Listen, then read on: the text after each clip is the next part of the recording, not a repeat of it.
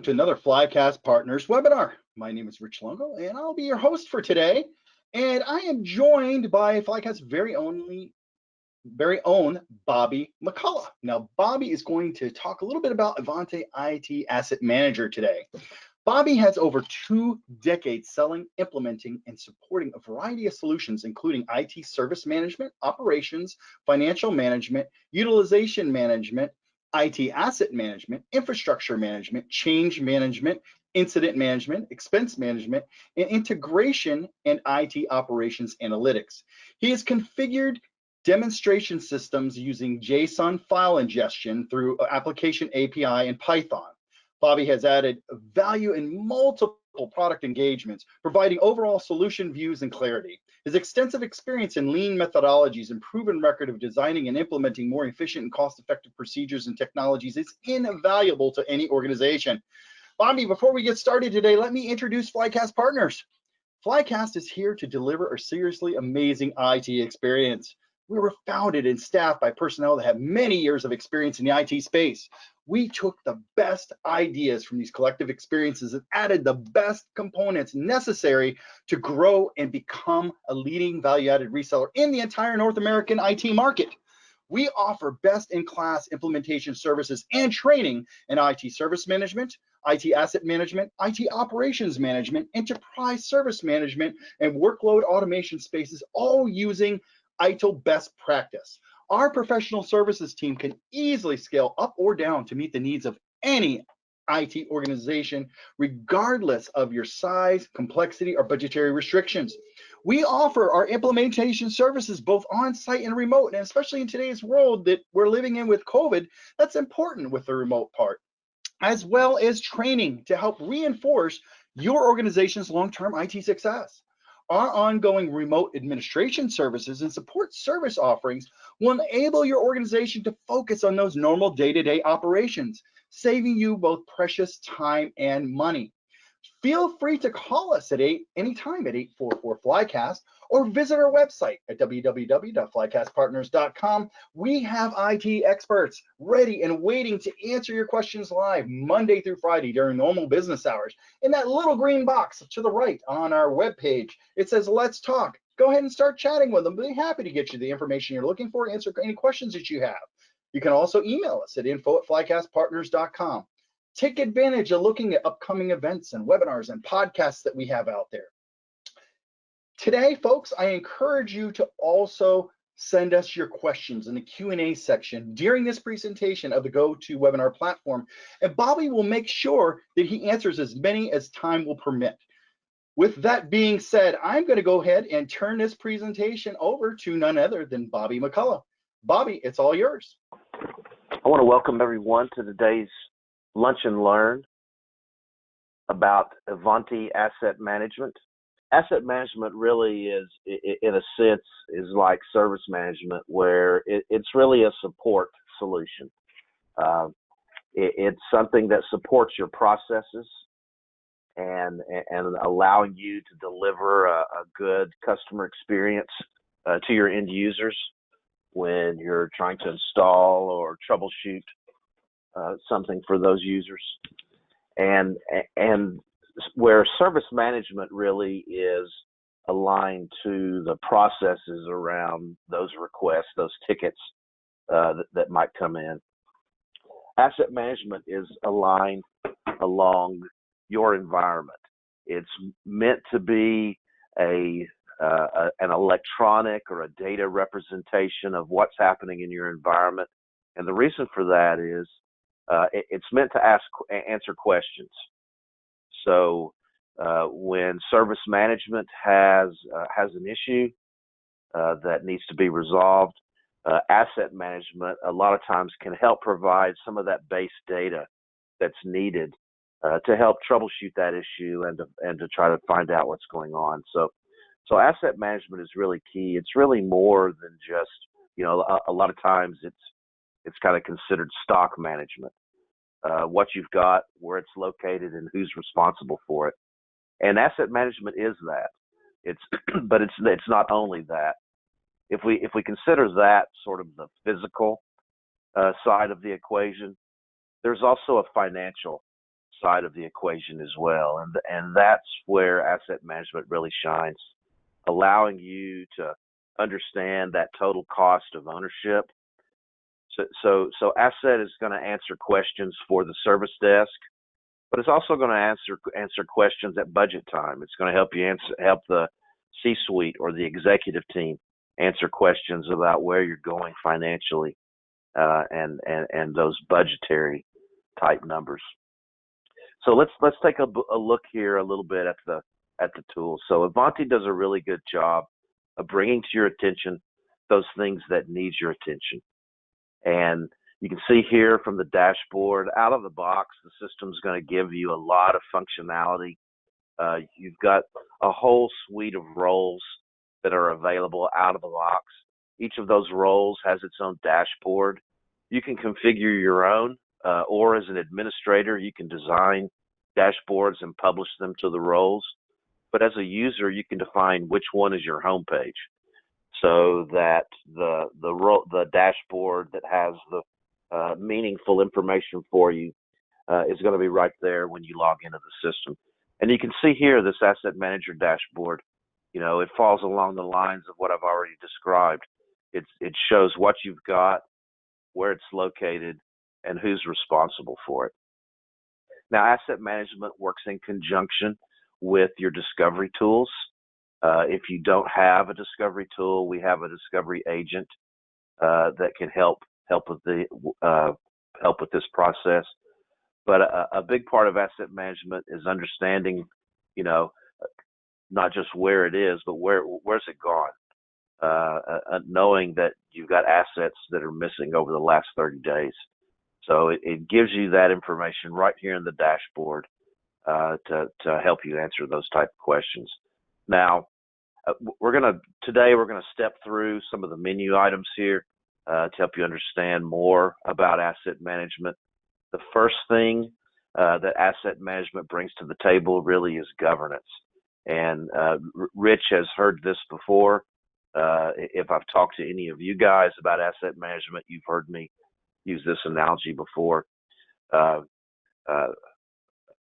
Asset management can be a little bit like the old West, and if you allow your customers to just order anything, and then it's your responsibility to get it and then support it, that's a little bit like the old West. And while that's fun to watch, people got shot in the old West, and you don't want that to happen in your environment.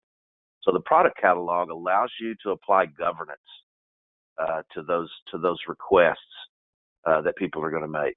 It allows you to only support those items that you wish to support, so you're not having to learn and manage additional items. The service catalog, we can drill into it here, lets us know that who is our support person for that particular item. What's our reorder points and reorder quantities. And so this is key. This may not necessarily be true in this case of a Power Edge, but you're able to define how many in stock of any particular asset you want to have. And then once you reach that reorder level, how many do you want to reorder when that comes in? And so that's key for some of those smaller dollar items that you want to keep in stock, that you want to make sure that you've got available so that you can fulfill those requests when they come in. You're going to understand things like the replacement model.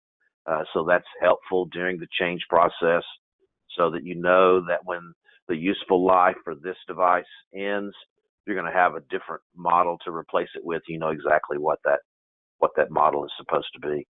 The system is a little bit like a Rubik's Cube, where you can twist and turn it to see it from multiple perspectives. And so while we're looking at this catalog item for a Dell Power Edge R430, I can click my Assets tab, and I can see all those assets that are out, that are deployed or on order. So I've got access to those right here from that catalog item, and we'll dive in a little deeper from here. So in addition to the assets that are deployed, we've also got our stock levels. So I can see those devices, those assets that are out there and available. I know what's on order. So it's every conceivable perspective on this particular catalog item. How many are deployed? How many are in stock? How many are on order? We've also got the ability to define catalog items for organizational units. So if you've got particular business units that need this catalog item but shouldn't have that catalog item, you're able to apply these org units here to limit those. When we're going to purchase this item, we're going to have approved and preferred vendors, so you're able to list those here, as well as suggested alternatives. So there may be other systems that are an adequate alternative when this machine is not in stock or not available, and so you're able to define those here to make that easier to process in the system. So just like you've seen, if you've seen any of our Ivanti presentations before, all of our business objects, you've got a journal where you can send out email, create new notes to attach to that item. Attachments as well, where you can add images, PDFs, Visio diagrams, whatever, URLs, anything you need to help support that item. And so that's a catalog item. That's our governance for managing that element of assets. So let's dive in a little bit deeper. What do our actual assets look like? And so here's our hardware assets. You can see they're segregated out by type. Let's dive into this Exchange or SQL Server here. So this is an example of what you see from the Asset Manager side. This type of information is key for your service desk. It's not just important for you guys that are managing your assets. Service desk needs to know this information too. Needs to know who it's assigned to, what's its location. One of the things I always, kind of keyed on was it's not enough to know, what it is, where it's located, who's responsible, what's its status. You also have to know how the asset is being used. And so we've got the ability here to define these use policies, service levels, sensitivity, and risks that all help you determine how a particular asset is being used. So when this asset is being managed through the service desk or some other tool outside of asset management, you're able to understand sensitivity and things that you may need to know about that asset to help you better support it. Now, we're going to help you keep up with warranty information, useful life, and service dates. We've got standard reports and automation built into the system to notify you when those are expiring, so that you can make proper actions around the end of a warranty on any particular asset. And you can see over here to the side, there's that catalog information that we were talking about for that PowerEdge R430. Now, asset management can be a lot of information, and it's a lot of information to try to manage manually. So you're going to want some type of discovery tool to help bring this information in. And Ivanti has our discovery agent. We've also got our endpoint solution. There are lots of discovery solutions out there. We can integrate with those to bring this information in.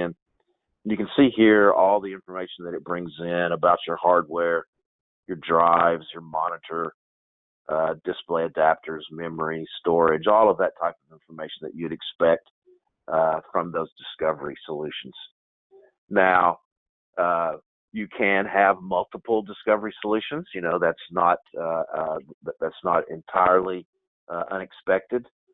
You may have different elements of your environment that are managed differently, and so you may have multiple discovery solutions. We can bring those all in and bring those all together. Now, one of the things the system does when it brings in that discovery data, it tells you who the last person logged in to the device was. That may or may not agree with what you have assigned. And so we've got standard reports to help you reconcile that information so that you can keep your your database up to date and make sure that it's correct, ensure its integrity. It's not just about hardware, though. Those discovery tools are also going to be able to bring in information about your software assets as well. And these are going to be key. We're going to talk about software separately here in just a second, but you're able to see here from the asset, again, that Rubik's Cube type view, what was its hardware, what is its software. Maybe in troubleshooting this asset, you might need to know what other assets this particular user that's responsible for this asset has. And so we have the ability to click that tab and jump to those records quickly if we need them. You're going to be able to define relationships. And so this is key for you guys as asset managers when your job is designing a system or refreshing a system in your environment, understanding those upstream and downstream relationships. So these can be created manually. This is also something that can be imported. And this is really key for the service desk side because this becomes the CI map for the service desk side. So they're able to understand that when they've got a report that a website appears to be down, that it might actually be the database server that's supporting that website. Contracts. So now we're getting into sort of that financial side of the equation. Everything that we've really talked about up to this point has sort of been the physical. What is it? Where is it? Who's responsible? What are its attributes? But now we're talking about the financial side of the equation. So, what was the contract used to purchase the equipment? What was the contract used to purchase the software entitlements? What's the contract used for maintenance on the server? So all of that is accessible here. You've got a go-to button, allows you to jump over to those contract line items quickly and see the details behind there.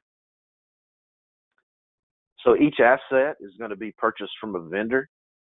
So you're going to want to know what vendor this particular asset came from. And so part of asset management is vendor management. So we provide that right here for you. Along with that are vendor scorecards.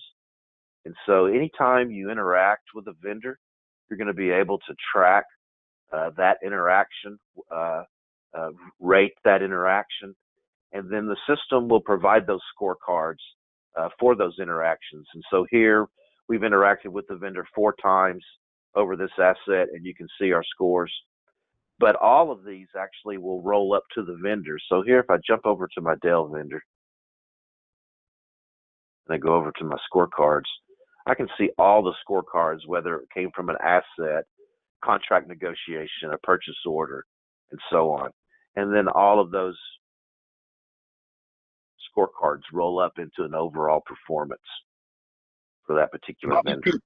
A question. James wants to know, does it list or discover hard drive S/N or drives behind RAID?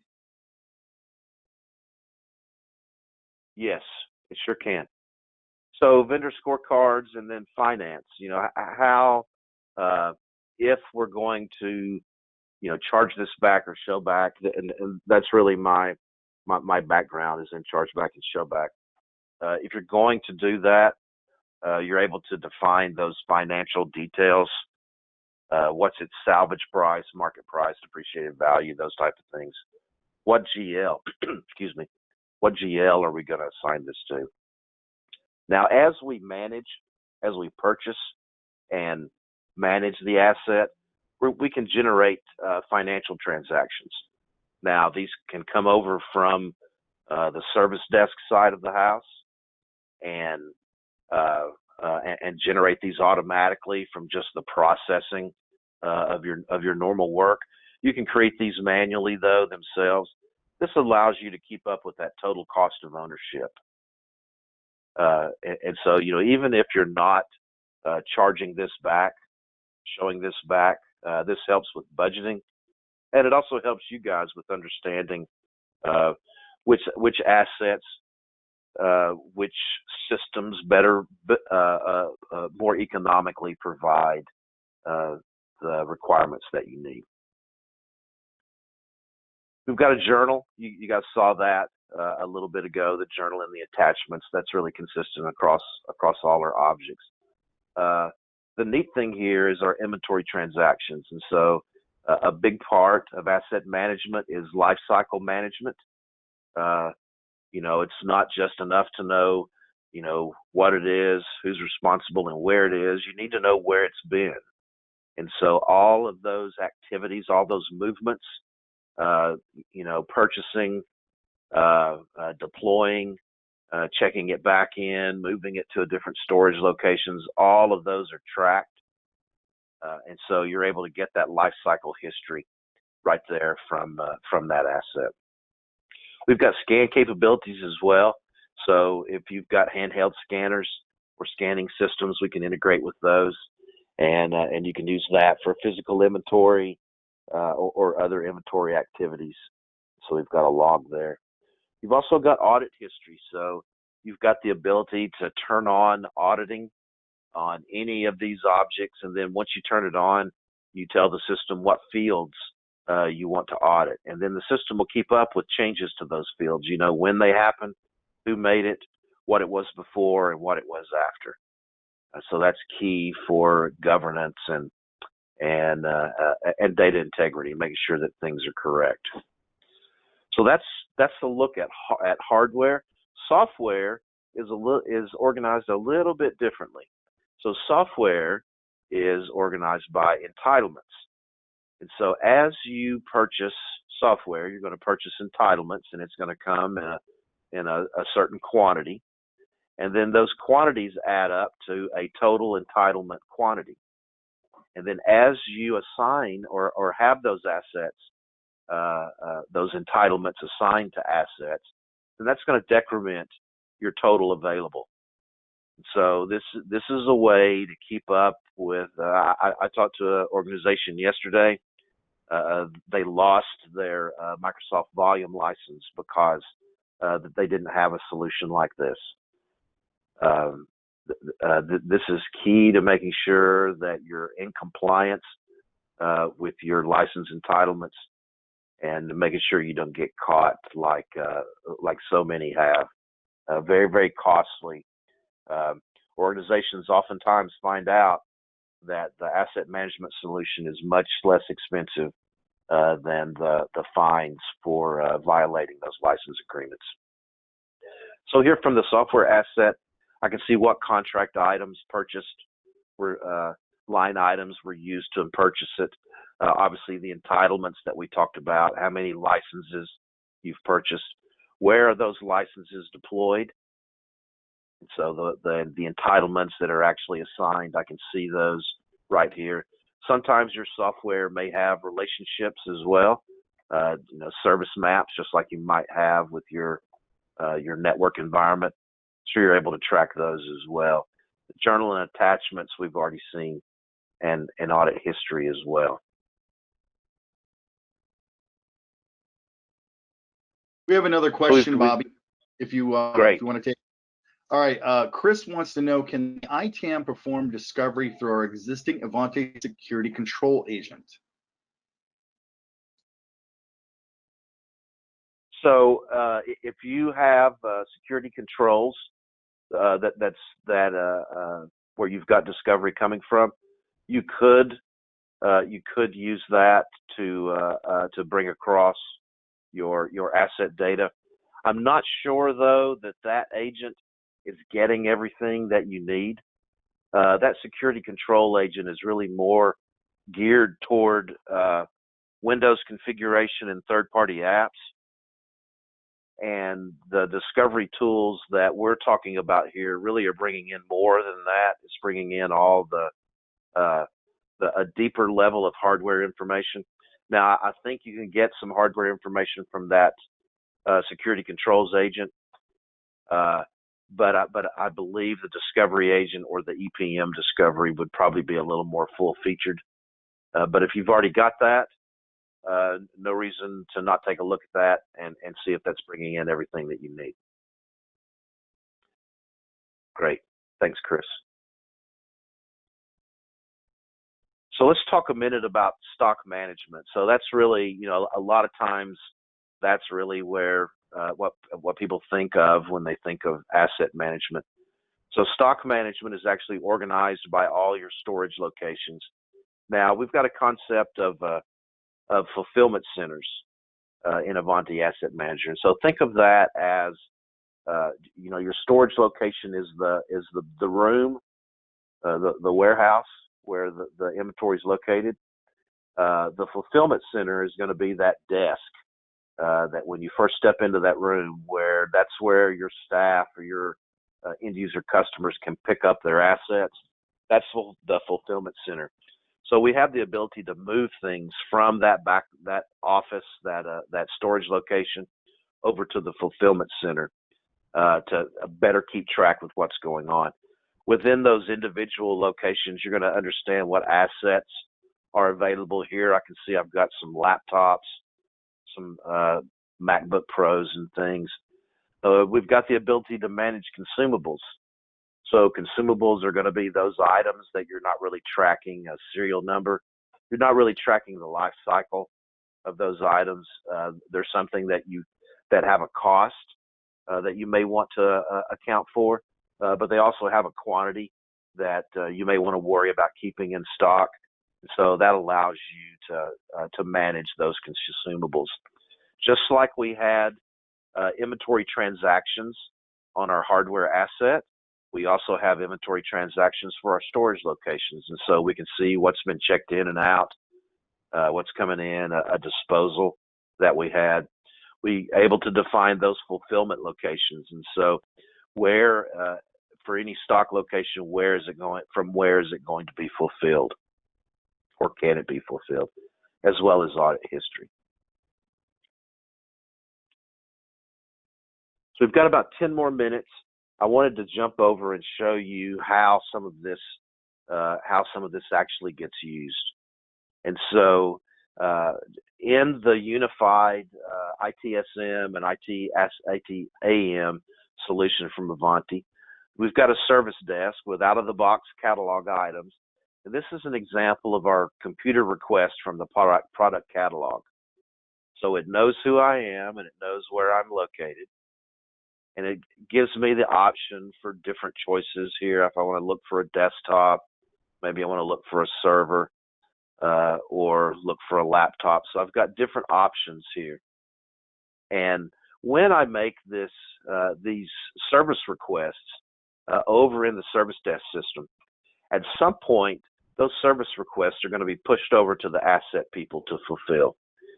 Do we have the entitlements?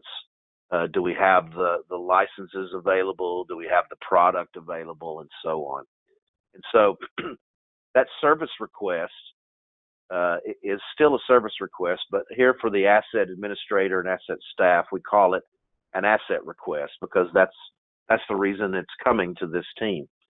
And so here, if I come down and edit this request, again, it knows who I am, it knows where I am, and that's key. It knows I selected an Apple MacBook Pro. But when I click the drop down here, it's showing me the inventory in that location. So very, very key, especially if you've got a large nationwide or global footprint, and those locations are really important. It's more than just buildings on a campus. It's buildings across town. It's towns, different states. This is going to be key to being able to find the inventory that you need to fulfill these requests. But it doesn't stop there because you're not always going to have something in stock that's being requested. And so maybe you need to create a purchase order. And so the system allows us to create a purchase order right here from the request.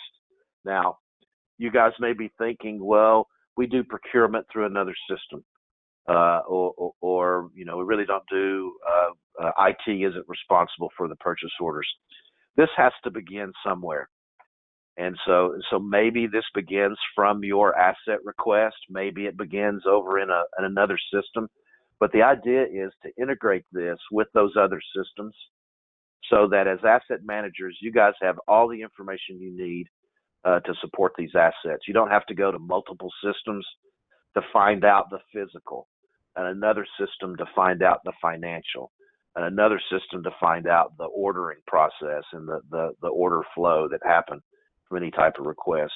This allows us to bring that all in here in the single system and allow you to keep track and manage it from that perspective. Now, once we've created a purchase order, the system is going to allow us to track that purchase order through invoices. Obviously, you're going to be invoiced for that, so this is where we start to bring in that financial side. In order to track where it is, you're going to want to know the shipments so that you know where it is. And obviously, small dollar items, this isn't as important, but as we get bigger dollar items, that gets to be very, very important. So just like we had in the other objects that we went through today, this is sort of a Rubik's Cube view. I can see the purchase order, the header information. I've got line items that make up this order. I can get to details about my vendor. I've got scorecards for that vendor, so I can rate the experience, the engagement here with the vendor on this particular item. The system, once you've created a purchase order, the system goes ahead and creates an asset in the system. The difference is its status is on order. So it's already available and already listed out here in our hardware assets. So you can begin staging and planning about that asset. You can go ahead and assign that asset to a request. So it's fully functional from a sort of a placeholder perspective until that status changes. So you mentioned about the invoices. That obviously comes along the shipments, the service request. And so when we use a service request to create a purchase order, we've got that link right here. And so we could jump right back to that and pull up that service request and dive into any details that we might need. We've already talked about journal and attachments. Maybe you've got contracts as a part of this purchase order. So we've got the ability to see those contracts as well. So we've got about 5 more minutes. I want to spend just a couple of minutes here on vendors and then give you guys a couple of minutes for any questions. And so a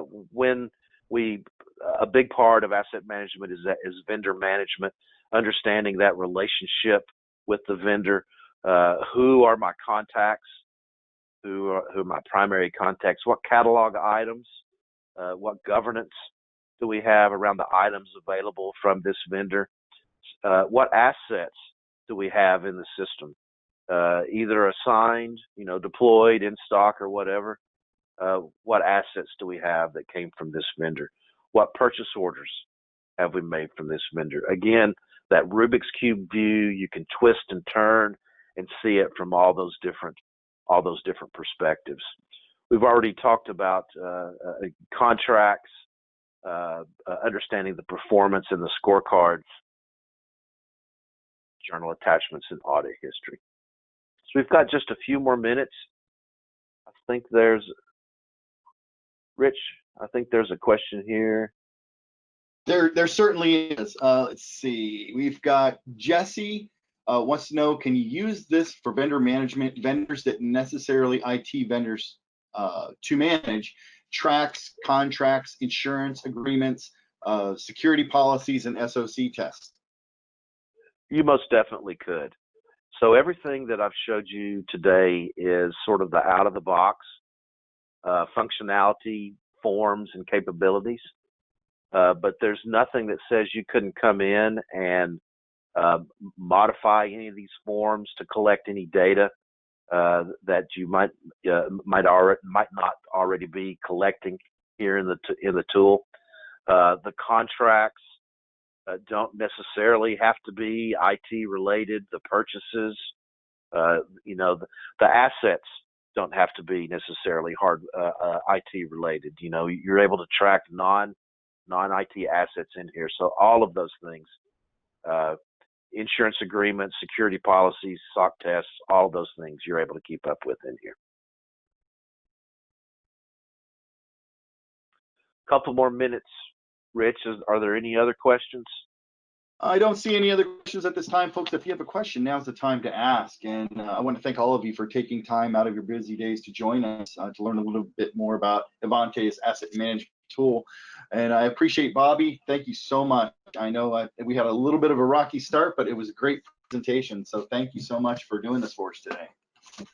Thank you, Rich, and thanks everybody for joining today. Folks, if you have any questions at all, by all means, go ahead and reach out to us at 844-FLYCAST. That's 844-359-2278. Or you can chat with us on that chat box in the bottom right-hand corner of our website. They're there Monday through Friday. They're more than happy to chat with you to help you answer any questions you have, take care of any requests that you might have.